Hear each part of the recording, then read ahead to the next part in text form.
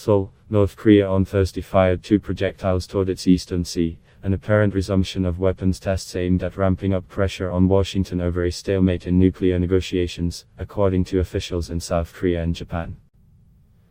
The latest launch followed statements of displeasure by top government officials over the slow pace of nuclear negotiations with the United States and demands that the Trump administration ease sanctions and pressure on their country.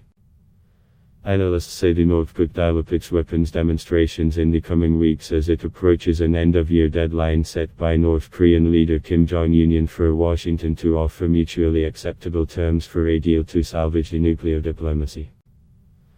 Seoul's Joint Chiefs of Staff said the weapons were fired from a region near the North Korean capital of Pyongyang. The military didn't immediately confirm how far the weapons flew, or whether they were ballistic missiles or rocket artillery. The office of South Korean President Moon Jae-in described them as short-range projectiles. Japan's defense ministry said it believed they were ballistic missiles, but they did not reach Japan's territorial waters or its exclusive economic zone.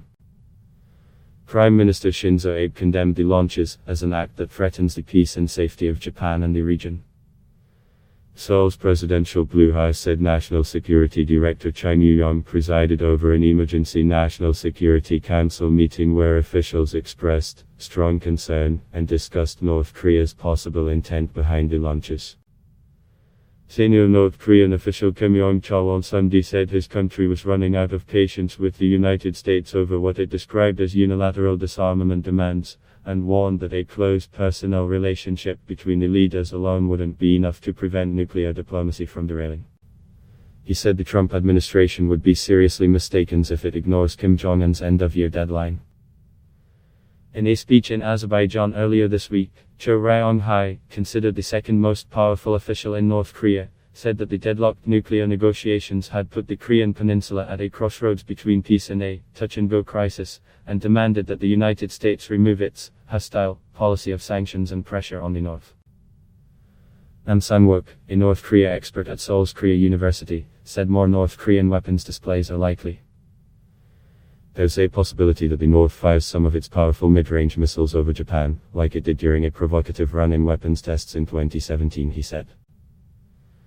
North Korea is investing all its strength in a hardline position against Washington and Seoul, said Nam, a former president of the Institute for National Security Strategy, a think tank affiliated with South Korea's main spy agency. If its missiles fly over Japan, the international impact would be huge because the United States and Japan would find it difficult to let it go, he said. Earlier this month, the North test-fired an underwater-launched ballistic missile for the first time in 3 years. The North has also tested new short-range ballistic missile and rocket artillery systems in recent months in what experts saw as an effort to use the standstill in talks to advance its military capabilities while increasing its bargaining power. Negotiations have faltered after the collapse of a February summit between Kim Jong-un and Trump in Hanoi, Vietnam, where the U.S. rejected North Korean demands for broad sanctions relief in exchange for a piecemeal deal toward partially surrendering its nuclear capabilities.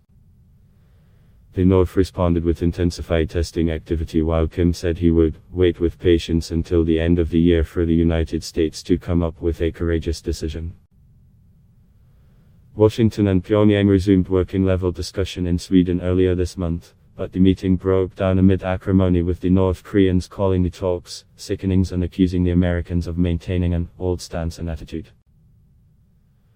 After the breakdown in Sweden, North Korea released a series of photos showing Kim riding a white horse to a snow-covered Mount Baekdu, a volcano considered sacred by North Koreans and a place where the leader has often visited before making key decisions. Speaking to officials near the mountain, Kim vowed to overcome US-led sanctions that he said had both pained and infuriated his people. News of the launches came after South Korea said earlier Thursday that North Korean leader Kim Jong-un sent a message of condolence to Moon over his mother's recent death. The two leaders met 3 times last year and struck a set of deals aimed at easing animosities and boosting exchanges. But in recent months, North Korea has drastically reduced its engagement and diplomatic activities with South Korea, after Seoul failed to resume lucrative joint economic projects held back by US-led UN sanctions. Last week, Kim ordered the destruction of South Korean-built facilities at a long-shuttered joint tourist project at North Korea's scenic Diamond Mountain Resort. South Korea later proposed talks, but North Korea has insisted they exchange documents to work out details of Kim's order. The North Korean leader does not ride a white horse to the top of Paektu Mountain because he is satisfied with the status quo, said Lee Ferrick-Easley, a professor at Ahi University in Seoul. This is why Pyongyang is increasing pressure on Seoul and Washington in the form of announcing plans to bulldoze even stalled inter-Korean projects, such as at Mount Kumgang, while continuing provocative missile tests.